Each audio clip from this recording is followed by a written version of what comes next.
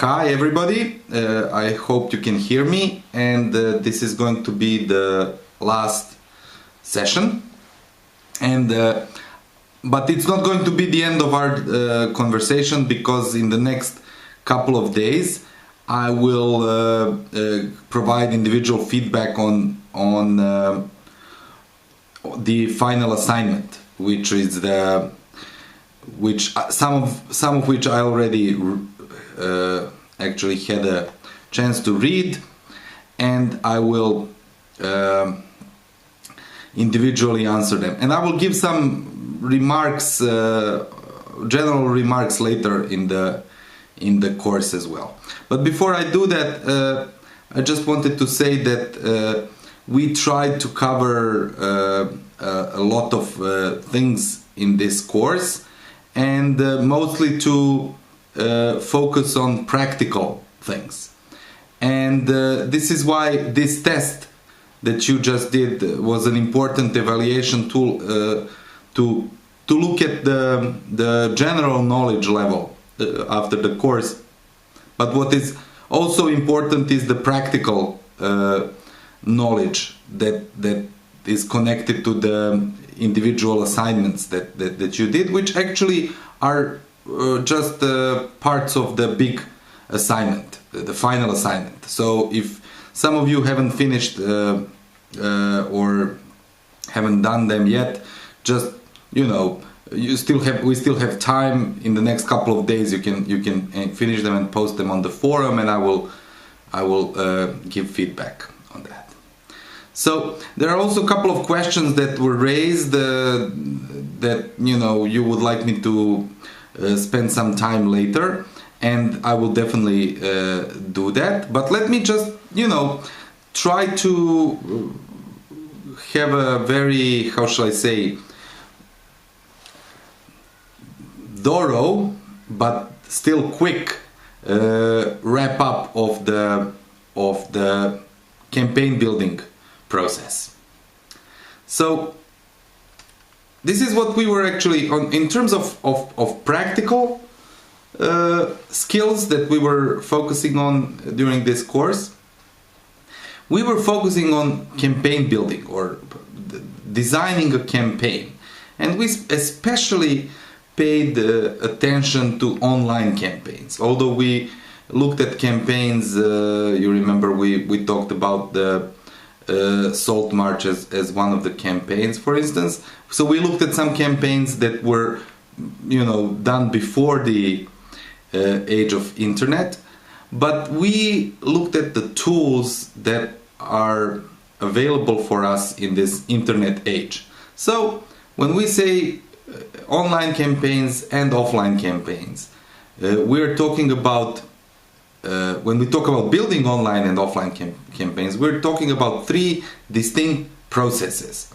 First one is planning, and if you recall, when we talked about planning, we were talking about campaign objectives, we were talking about campaign message, we were talking about the campaign plan and estimates of the number of volunteers and activists that need to be done. And this is practically things that we are going to focus on and we were focusing on when we were developing our campaign plans, which were the assignments. So next, of course, is the implementation of the campaign, and we looked at some of the things related to implementation when, if you remember, we talked about how to write stories or how to use photos as a tool to convey a message, because in our case we primarily focused on online campaigns, and online campaigns, when we focused on them, we focused on the content mostly. So what is the type of information that we're gonna disseminate, and how are we going to use this to convey our message that we developed in the planning phase. And then another thing, as you remember, was the management of the campaign, and there we talked about managing resources, So when we talked about resources, we talked about also a little bit about skills and structure, but we didn't have enough time to develop that part of the campaign building, because this was a limited course. We have a limited time for this course, but however, it is important. The most important thing in campaign management is actually managing resources, but also improving skills and abilities of the people who are involved in the campaign, organizers and activists, and also paying close attention to the structure of the campaign. What is the campaign organization, and how these people are going to be involved in decision making, how they're going to be involved in communication, coordination, etc., etc. So these three exercises, or these three processes, are important in building a campaign: planning, implementation, and management. Of course, with this there is another thing, which is also a feedback, and this is required for revising plans and enhancing implementation, and also making changes in the management. So that goes without saying almost. So when we looked at the campaign plan, just to say for the, I think, 5th or 6th time in this course, I think I said it so many times. These are the questions that the campaign needs to answer. The campaign plan needs to answer. First question is, what is the objective of the campaign? In other words, what do we want to achieve with the campaign? Another question is, what is the campaign message? And this question is, what do we want to say in our campaign? How are we going to communicate with what is the message that we want to communicate with the target audience? The next question is about tactics, and this question focuses on what do we do, and what are the activities that we're gonna do as part of this campaign. And also another, it's also connected to the methods that we're gonna use to convey the message. What are the tools that we're gonna use if we talk about online campaigns? So are we going to use blogs? Are we going to use Facebook posts? Are we going to use YouTube channels? Are we going to use some other forms of communication? And as with offline tactics, what is important here is to use a method of communicating that is going to be easily accessible by the recipient of the message, by the target audience, which is another way to say, let's go where the people are, rather than try to kind of use an obscure channel of communication and ask them to join us there. So we talked about tactics a little bit, and then we also spent some time talking about organization and resources, and we're going to talk about it later again, because there was one question to focus on that a little further. So we will talk about it a little more, especially when we talk about organizing volunteers. This was specifically this is what the question was about. So how do we make a campaign plan? So of course the previous 4 questions are the questions that the campaign needs to answer. But again, we need to start somewhere, and the best way to start is actually to do 2 things. First is to ask ourselves some strategic questions, and also to ask ourselves something about the current situation. So when we talk about strategic questions, this is not so much connected to the campaign plan, but this is an overall strategy of our group, of our organization, of our coalition or informal coalition. But we need to know what is the long-term goal that we want to achieve? What is if you remember, what is the vision and what are the long-term goals of the movement? Because the campaign needs to be in accordance with these goals and needs to be actually the campaign needs to bring us closer to those goals when it is successful. Another thing is the question about methods. That's another serious strategic question before we even begin thinking about campaigns, because we cannot talk about tactics in a particular campaign if we don't make a decision on what are the methods that we're gonna use. And one of the most important decisions here, as it was proven many times in history, is a decision to stick to political methods and to use non-violent action as a tool to achieve change, because this deciding to use non-violence as a method and to use political work as the primary work to achieve political means, achieve political ends, is going to have an impact on the overall campaign. Another thing is the main questions about the structure of the movement or the group that is organizing a campaign. And this is how decentralized, how democratic, how inclusive, and how transparent are we ready to be? Because this is certainly going to have some questions. These questions are certainly going to have some impact on the way we organize and build a campaign. So we didn't focus on this so much in the course, because this is a whole different strategic exercise.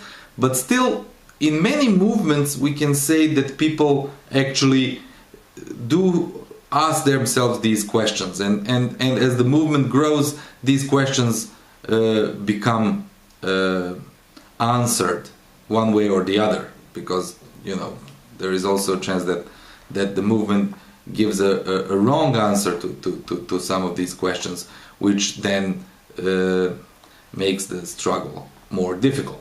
But however, I don't wanna go more deeply into this, except that I want to say that it is important to have at least some answer to these strategic questions before answering the practical questions of a campaign.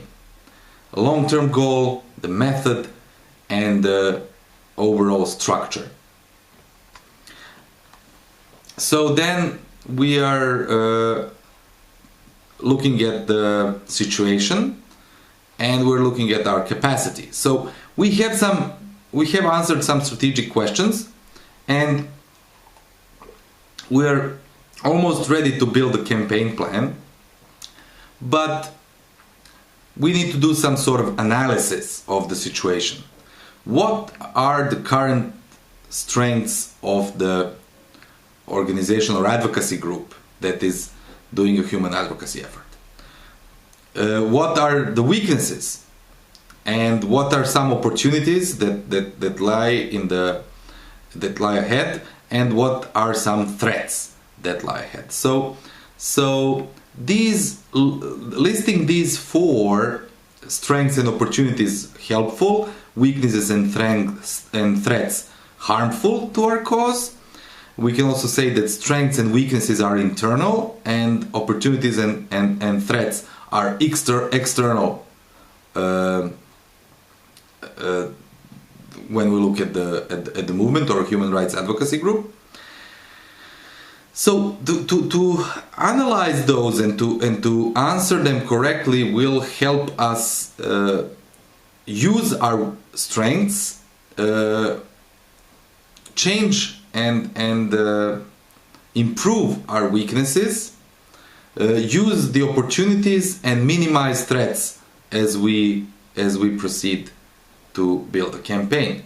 So as you can see, we have the strategic questions about our own goals, our own vision, our own internal method, etc., etc. And this needs to be combined with the more analytical tool, which is the SWOT analysis. So this is another thing we didn't focus on much, but I also encourage you to look at the SWOT analysis as a tool, because it's very helpful.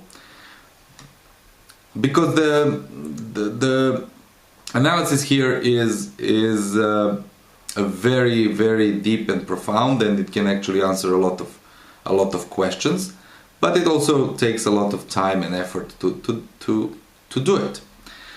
So for the purpose of the exercise, we build a couple of campaigns, and you can even use them and build on them further. But the campaigns that we build as a result of analysis and strategic estimates need to start with several elements. And the first element, of course, and the most important one, is the campaign objective, which is the goal of the campaign, which is something we want to achieve with our campaign. So as you remember, we looked at the campaigns using the SMART criteria, and so we asked ourselves the following question: what is the objective of our campaign? And not just that we asked ourselves that, but we also used the SMART criteria to ask how specific this objective is. So we needed to make it specific enough so that it is not vague. It doesn't look like a long-term goal which you cannot really kind of focus on, because it's somewhere in the future and it may look like this or look like something else, but we maybe know the direction where it is going. We don't really know how it is going to look.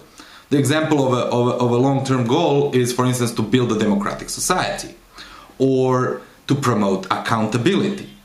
But this is too vague and not specific enough for it to be a campaign objective.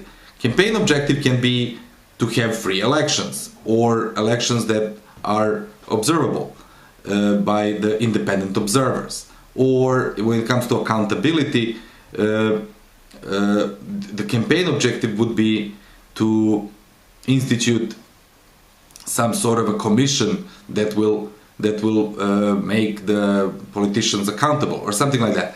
But it needs to be specific, otherwise it will not be different from a long-term goal, which is a strategic level of planning.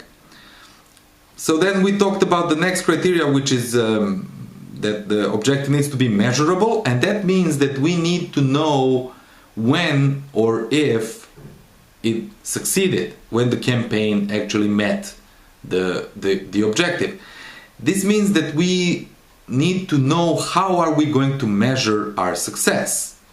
So, for instance, if we use the example that I just used, the elections that are observed by independent observers, this is measurable because you know if these observers are allowed to monitor the elections or not. So it would be easy to know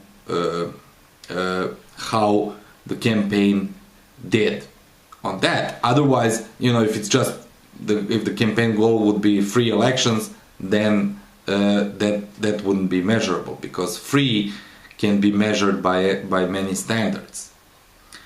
Achievable is another important criteria, and so the achievable objective means that by reading the objective, people get the sense that it can be done. So it's not something that is too grandiose and too impossible to how shall I say, to achieve, that people just think it's a nice wish, but without real applicability. So achievable is a criterion that is important one for the campaign to be interesting to the people who are going to take part in it, because it shows that the campaign can be implemented. Relevant means that actually the campaign is connected to the strategic considerations that we talked about, the long-term goal and the vision of the society, but also relevant to the situation, which means that the campaign focuses on an issue that is troublesome at the moment. It's not some marginal issue that nobody cares about. It's an important issue. It's also something that is going to be in accordance with the vision. And also the last of the criteria is that the campaign needs to be timely, which means that the campaign is actually going to be done within some reasonable time. Campaigns are as midterm plans are usually less than a year. Some campaigns are longer than that, but they also can be connected to a particular event, so that the campaign actually is focused on some event, and this is where actually this campaign is over and when it ends, so that we know that it is done in time, not something that keeps on happening no matter what. So this was the campaign objective, and this is the first thing that the campaign plan needs to have. So it's one sentence. If you remember the letter that Gandhi sent to Lord Irwin, and this is what you can find in the session number 3, this very short paragraph in that letter actually explains the whole plan and the campaign objective of the Salt March that Gandhi organized. And so this is exactly how the campaign objective looks for people who wanna read the campaign. So this is the first important element of the campaign plan. The next element, if you remember, is the target audience, and so we need to define who is the target audience of the campaign, or people who are going to be targeted by the campaign message. So we used SMART criteria to develop the campaign objectives. That was the tool that we used. In this case, we used another tool developed by George Lakey at Training for Change, and this is the spectrum of allies. And the spectrum of allies, as you see the little drawing in the lower right corner, actually positions different groups that we want to target with our campaign in different parts of the spectrum. From dedicated allies who are willing to act, to potential allies who are supportive but not willing to act, neutrals, passive opponents that are opposing but not willing to act, and on the other side of the spectrum are active opponents. These are people who are opposing our campaign and they are willing to act. And if you remember, the goal was to move them just a little bit to our side. So active opponents to turn them into passive opponents, passive opponents turn them into neutrals, neutrals into passive supporters, and passive supporters into active supporters. So the questions that we need to answer here using this tool is: who are the potential allies here? So these are the passive supporters that are still not part of the struggle, but they are inclining. Are they willing to offer any concrete support, and how can we actually have them offer that support? Who are some potential adversaries, and how willing are they to put up a fight? How willing are they to resist our campaign? In other words, what the campaign can do to neutralize them further and move them to the middle of the spectrum. And we also have to look at the middle of the spectrum and see who is still undecided, and to see how we can move these undecided people a little bit to our side, towards passive supporters. So we use this very practical tool called Spectrum of Allies to locate these groups. And then, after we did that, we actually had to develop tailored messages for each of those groups, and exactly to move them a little bit to the left. So in the message box for each of those groups, if you remember, in the this was the class number 4, we developed tailored messages. If you remember, we used the example of the anti-smoking campaign, and we asked ourselves, what do we say about us as a campaign? What do they say about them, meaning the target group? What do they say about us as a campaign, as a campaign effort, and what do we say about them as a target group? So there is an existing, maybe misconceptions, prejudices, things that we want to change, and then there is the planned, the designed message that we want to convey to them to overcome these prejudices. So if they have a negative attitude towards us, we are trying to bridge that, as well as the negative attitude that we might have towards them, and to reach out to them, only to move them a little bit to the left. So the goal still is not to move them completely to the left, because that is not going to be realistic. That's not going to be achievable. So this is the next tool that we used, which is the message box. And so then we looked at the implementation. And here, as you can see, implementation of online campaigns can be very, very technology driven, because there is so many things out there that you can use to convey your message. Especially when we talk about online campaigns, it's not about websites anymore. That was back in the day of the Web 1.0.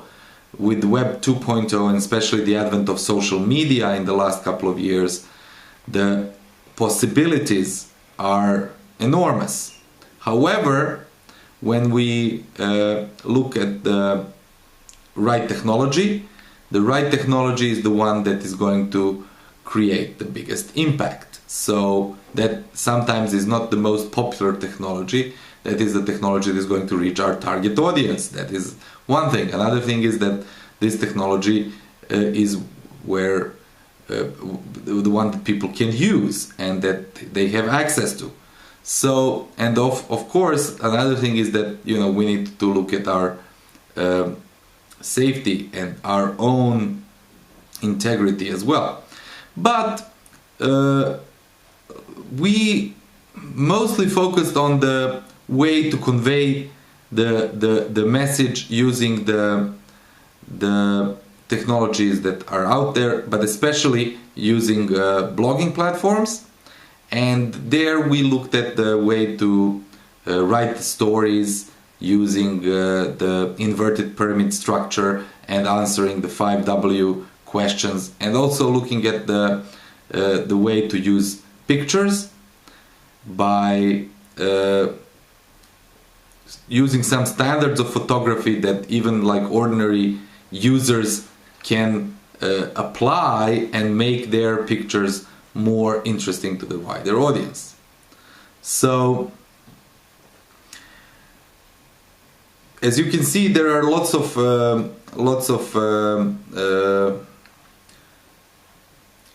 services here on this slide, but maybe 5 or 6 are actually account for 90% of the web activity here when we talk about people and where they are. So the most important thing that is going to make the campaign interesting is not going to be the technology or the message, or the messenger, or the message channel, but rather a message and the content. So that's why we focused on content and looked at some standards of that. So this was the implementation. But then we also talked about management, and we talked about human, material resources, and time. If you remember, when we talked about material resources, we were looking at always at finding low-cost alternatives to some of the proposed solutions. So we were trying to minimize the material resources needed for the campaign. So instead of TV commercials, we're looking at YouTube videos. Instead of paid ads in the newspapers, we're looking at the viral ads or viral posts that can spread virally, and we're looking at using internet as the channel of communication. But that means that we need to focus more on the human resources, and we also need to take care of the time. So there is one important aspect here, and that is the managing of volunteers, and I will come back to that later because this was one of the questions that was asked. But let me continue with this, and I'll come back to that. So managing human resources, material resources, and time is an important part of the campaign, because that is going to turn a series of blog posts, videos, and other actions with the message from a very short activity into a longer activity that can be called a campaign that lasts for many months. So managing volunteers is an important part of that, and I will look at it later. But as you remember, when we talked about time, and especially in the terms of campaign, which lasts for many months, we introduced another tool, which is the inverse planning tool, reverse planning tool, where we plan from the last day of the campaign, going back towards the first day of the campaign. So inverse planning is an important tool because it actually positions the important events right on time and maximizes impact of the campaign. And this will also help us manage human resources better, because we know the how much time do we have and where do we have enough time for extra activities. Okay, so I need to do this very quickly, and I'm glad I managed to do it so quickly that we still have 45 minutes. So I will open the floor for questions now. There are two questions here that I will answer. The first one about the SMART objectives, and another one about managing volunteers. But I would also like to see if there are any other questions here, or something connected to these two that you might want to add. So if there is anybody here that wishes to raise their hand and ask a question, I'm going to answer. Another example, or a sample campaign except free cigarette campaign. Okay, so I can give you an example. I actually used that example in the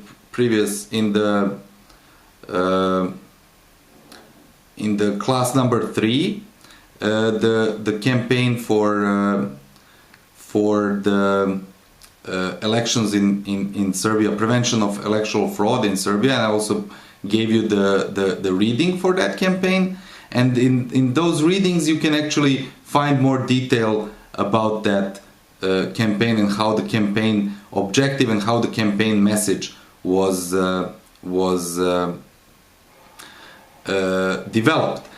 So what I'm going to do now is actually just give a rather short description of that, and I hope this is going to be helpful. And then for further inquiries, please consult that article. I posted it it's in the syllabus, and it's also in Farsi, so you can actually read it in Farsi too. So let me give you a short introduction to this. Some of you probably seen Bringing Down the Dictator, which was the movie that was scheduled for this class to be seen, and that was the only actually assignment for this class. So for those who haven't seen it, or for those who forgot, the goal of the movement against Milosevic was actually, the strategic goal was to defeat Milosevic in the elections. So this was the big strategic decision that was made early on, that the movement is going to use elections as the way to change the regime. This was important because before that the opposition to Milosevic had other ideas how to fight the regime. So some of them had an idea to protest until he resigns, because he's going to be persuaded by this protest, and some of the people had an idea that we should negotiate with Milosevic and make some sort of a coalition government that is going to then lead us to a more democratic society. So none of these two actually were very realistic, and the most realistic one, and the one that actually after some time everybody subscribed to, was to challenge Milosevic at the elections and to defeat Milosevic in the elections. And for that we needed to have a campaign, an election campaign. So election campaign is a standard election campaign, nothing so innovative about it. The only problem was that this one was done under very repressive circumstances, and that, you know, some of the people who were thinking of running for office disappeared, and they were later found dead. So anybody that Milosevic thought may jeopardize him was in serious danger. But for us, the most important, and this is the one that is explained in that article, the most important question here was, even if the opposition candidate wins elections, Milosevic is going to steal elections. So the campaign we needed to create was the campaign to counter electoral fraud. So the campaign objective was, in the case of the victory of the opposition candidate, the objective was to make sure that the new president is actually sworn in office, that he actually assumes office that for which he won the majority of votes. So if we look at the SMART criteria for this campaign, it was specific because it focused, it wasn't just about trying to fight against Milosevic's regime. This was a specific election and the specific outcome of the election. So we needed to have the specific elections being validated and prevent electoral fraud for this. It needed to be measurable, of course, by getting the presidential candidate to win and for Milosevic to accept defeat, and it needed to be achievable. So this is what we thought is more achievable than protesting until Milosevic resigns. It needed to be timely, which means it needed to happen before the next scheduled elections, runoff elections, which Milosevic called for. And it needed to be relevant. So this needed to be connected to the grand strategy of bringing down Milosevic, and that certainly was. So this was the smart criteria that we used. So we developed a campaign objective to prevent electoral fraud. And so then we needed to convey a number of tailored messages in the campaign. The first message was for the people who are going to vote for the opposition candidate. We analyzed them using the message box, and we learned that they are willing to vote for the opposition, but they think that it's pointless because Milosevic is going to steal elections anyway. And even if we try to protest that, he's going to send in the army and crush the protests.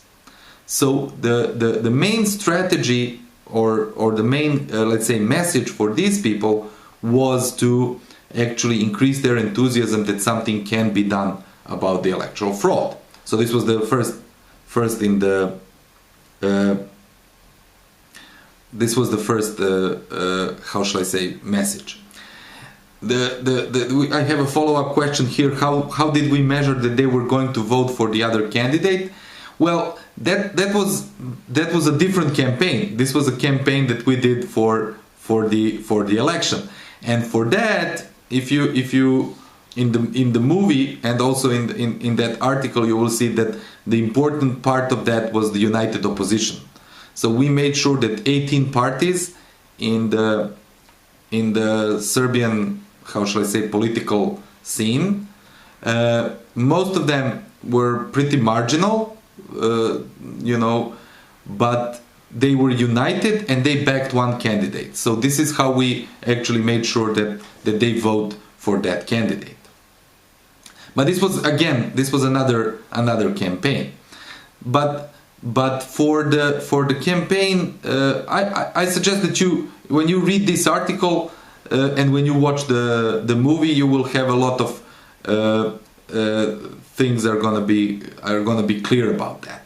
But let me go back to the preventing the electoral fraud problem.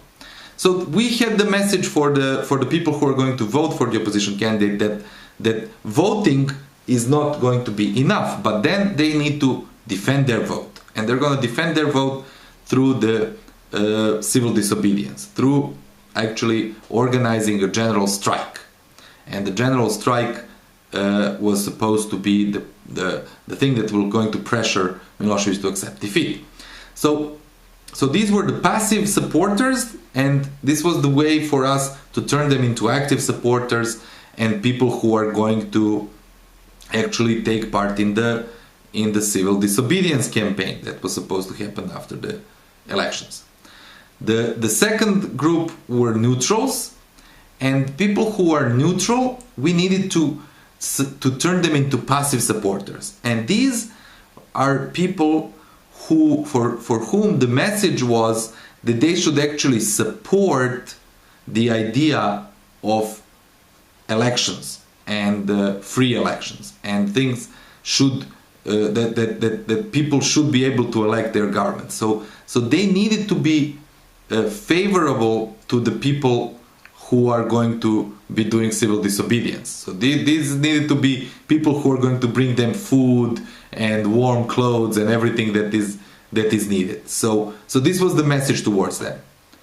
The message towards the passive opponents was to turn them into neutrals, and for them Milosevic needed to be shown as a loser, as somebody who is going to lose the elections. And this is why the campaign in the elections was the main message of the campaign was gotov je, which means he is finished. So that was assuring for the supporters of the opposition, but also for the supporters of the regime, this was showing that if they support the regime, they're going to be on the losing side. They better be neutral. And for the active opponents of the regime, active supporters of the regime, meaning especially people in the police and the army and people who could crush the protest, for them the main message was not so visible. It wasn't. It was more conveyed through the channels which we use to fraternize with them and to communicate with them directly. And the message was that they will survive the end of the regime and they will continue to keep their jobs if they don't follow the orders to crush the protest. And this was actually, this part of the campaign was the trickiest, because we didn't know if this had an effect on them until the very end, until the day where actually they refused to obey Milosevic's orders. So if you see this particular campaign was very short. It lasted for maybe a month before the elections and 2 weeks after the elections, and it actually had a specific purpose, and that is to mobilize people to defend their vote. That was one group that voted for the opposition, to make the silent majority sympathetic to that, so they support that if they're not willing to participate. They don't see this as problematic. They actually see elections as pretty illegitimate because of the electoral fraud, and to pacifize the supporters of the regime, so they don't act to prevent these protests. So this was the goal, and this was the message of that campaign. If we look at the other campaign to unite the opposition, this campaign took place several months before the elections, and the goal of the campaign, or actually the objective of that campaign, is to have all the opposition parties pledge to support one candidate against Milosevic, and regardless of who this person is, they're going to support the candidate. So this campaign lasted for several months, and the recipients and the objective was again measurable, because it needed to be one candidate against Milosevic. It was specific enough because it focused on presidential elections, and it was achievable because, you know, we kind of thought that under pressure the opposition will do it. And this is a very diverse opposition. This is like left and right, monarchists, Republicans, you know, different kind of groups, some very marginal, some very, very, how shall I say, even members of the parliament, but most of them were outside of the parliament. If I can say, of those 18 opposition parties, maybe 1 or 2 had members in the parliament. Most of them were actually not even a parliamentary opposition. So this is another peculiarity of the Serbian political scene at the time, because all the members of the parliament were very, how shall I say, almost part of the Milosevic regime, and there was what we call the Milosevic's opposition, which was approved by Milosevic, and it was operating inside the parliament as some sort of fake opposition. But these opposition parties, the objective of the campaign was to bring them together and for them to support one candidate. So the message of that campaign was one for the opposition parties.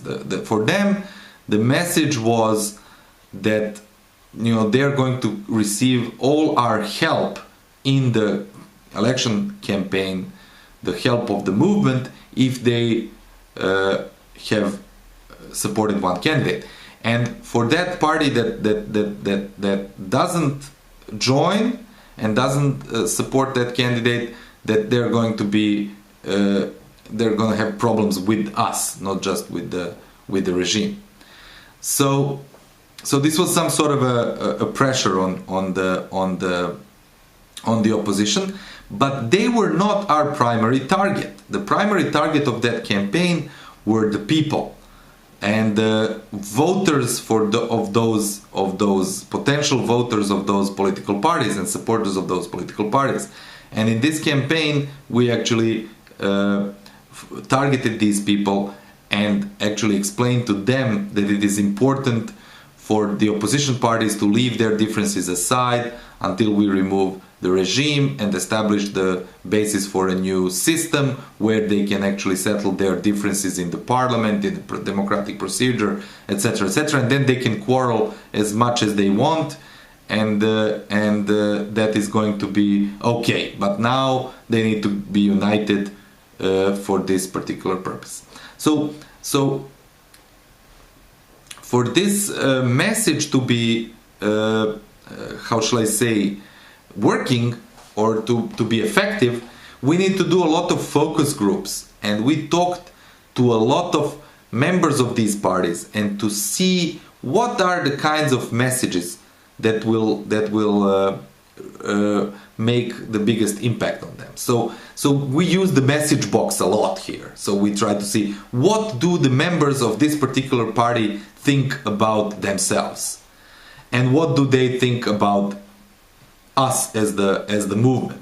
So we try to bridge that gap and to reach them. I don't want to go into details, but I have to, you have to just think about the situation where we, not just Serbia, not just that we have at the time we had a big fight between monarchists and republicans, people who were advocating the restoration of monarchy and people who were opposing that, but also within the monarchist camp we actually have two dynasties who are competing with one another. So bringing these people together to back one candidate was not an easy thing to do.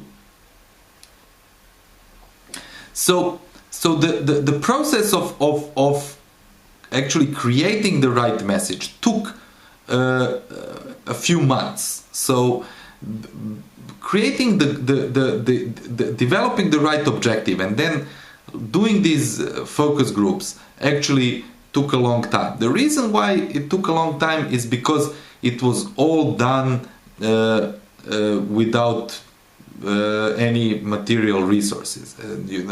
With the time it was we were operating from cafes and we didn't have an office or something, that we didn't have a website, that we hardly had access to the internet, and so it was actually very difficult to communicate, and because of these communication problems, the developing a message actually took a long time. It took almost 2 months. If we had the access to like more modern technology, it would be actually much more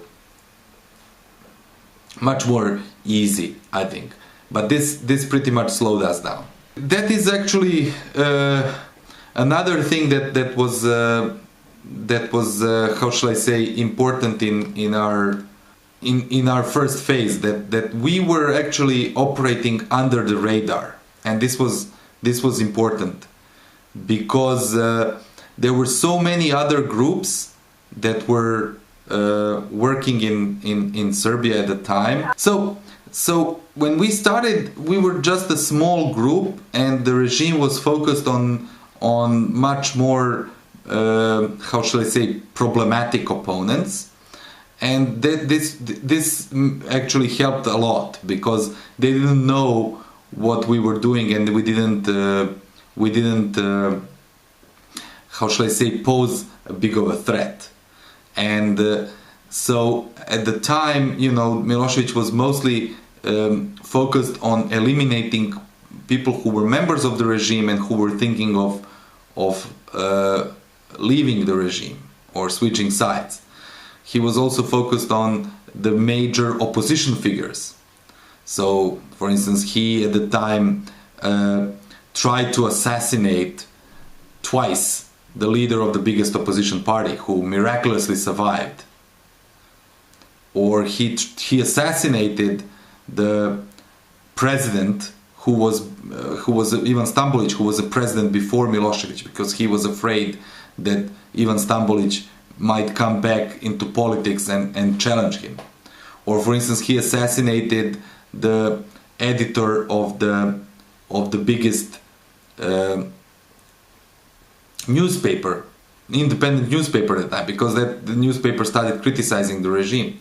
But the bunch of students that was like sitting in cafes, that was completely under the radar. So he didn't pay attention to us, and that was probably beneficial to what we were doing.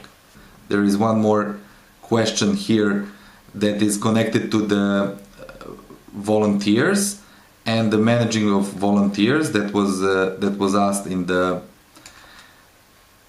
last week. So what is important about volunteers is that, you know, people, you don't really manage volunteers. You are trying to manage their time, which means that they have maybe an hour a day or maybe few hours a week to dedicate to that campaign that they're part of.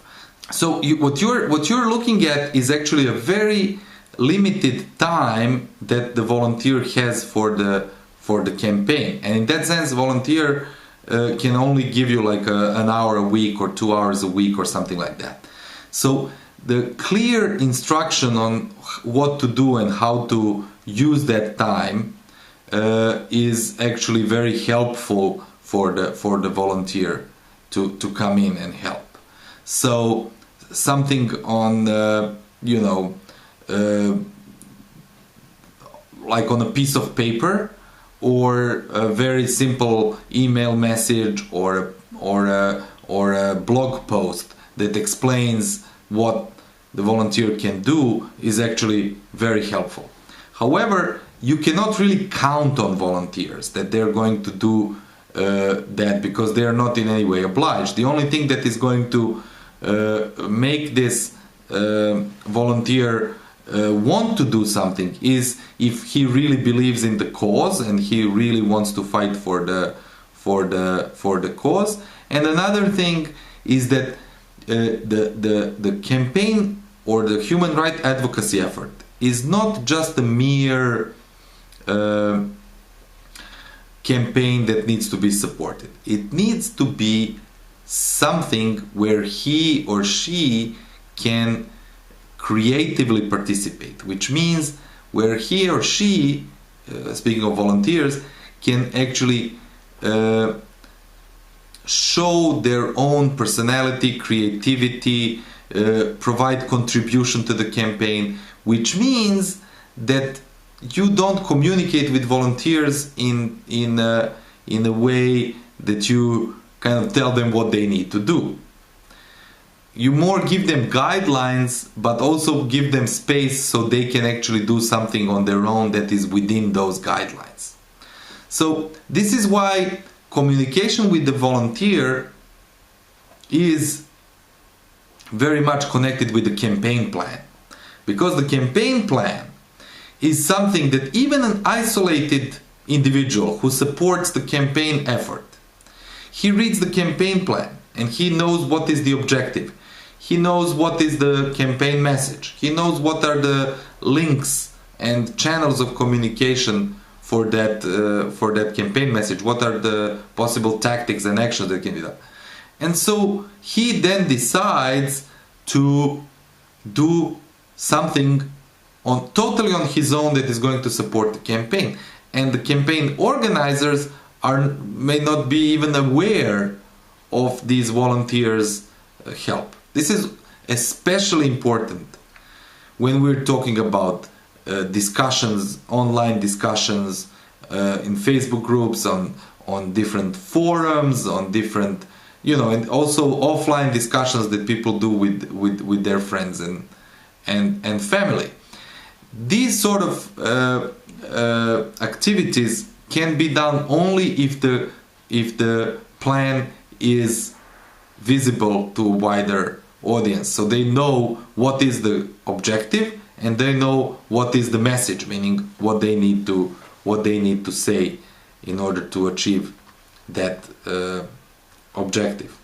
Okay, so are there any other questions? Something that also needs to be answered before I wrap up the course, because we have 10 more minutes. So now in the end, my overall suggestion is here for the campaigns, and I'm going to individually provide feedback to each of them, is that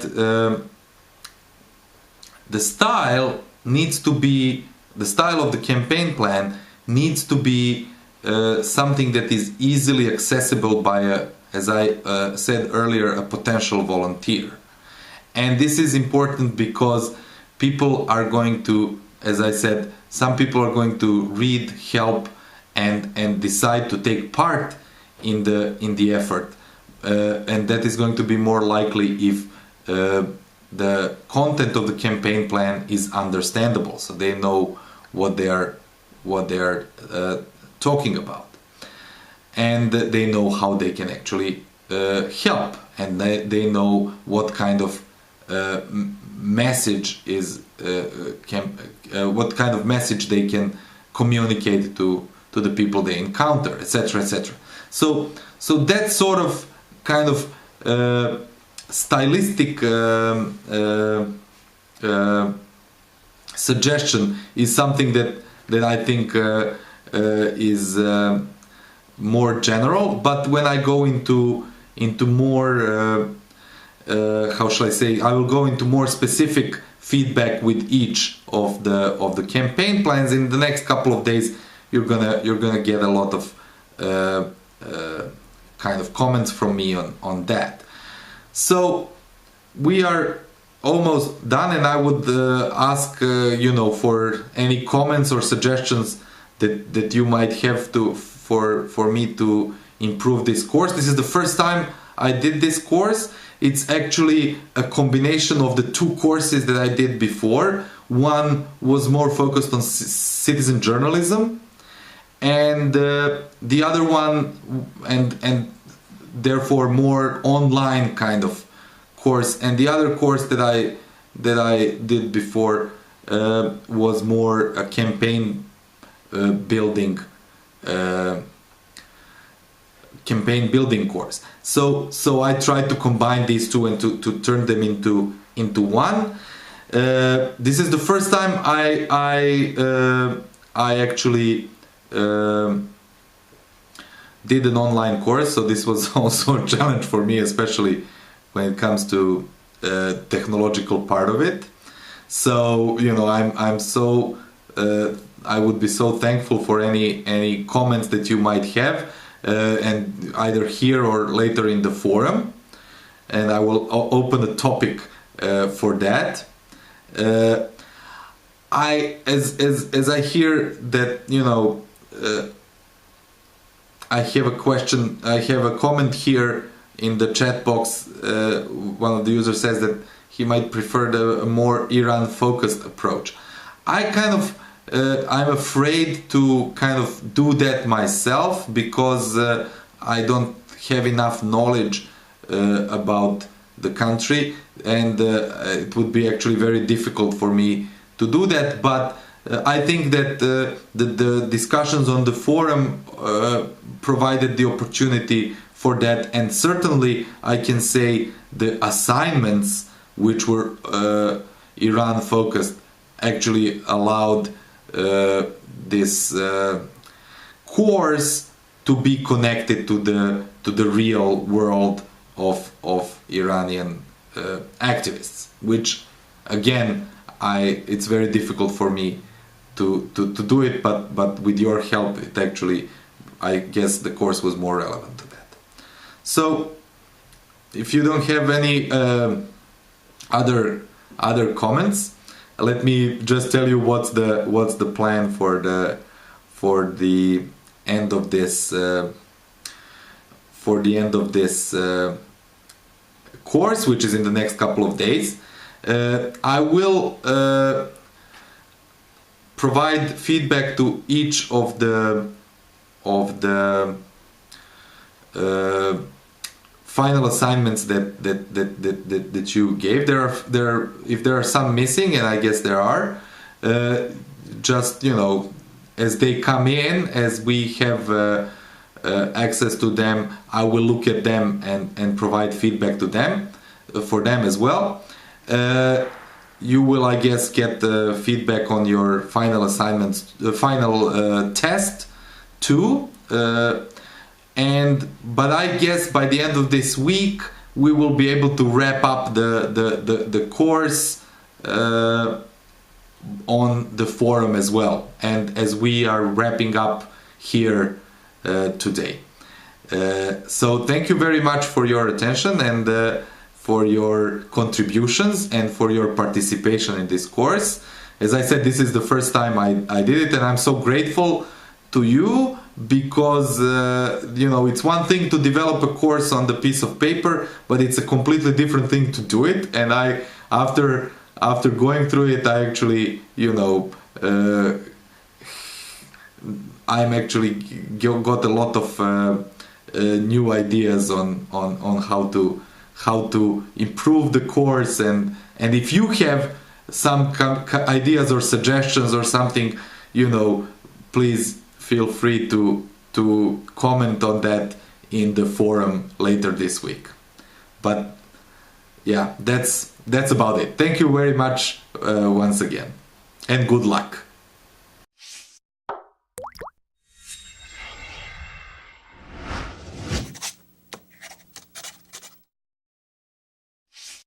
اگر بارها دنبال واژه آموزش گشته اید ولی با درهای بسته روبرو شده اید، اگر دنبال آموزشکده‌ای گشته اید که دور نباشد و استادهای خوبی هم داشته باشد، اگر مشتاق آموختن هستید اما توانایی مالی کافی نداشته اید که بیشتر و بیشتر بخوانید و بدانید، اگر شبها وقت آزاد دارید و روزها نمیتوانید دنبال درس و کلاس بروید،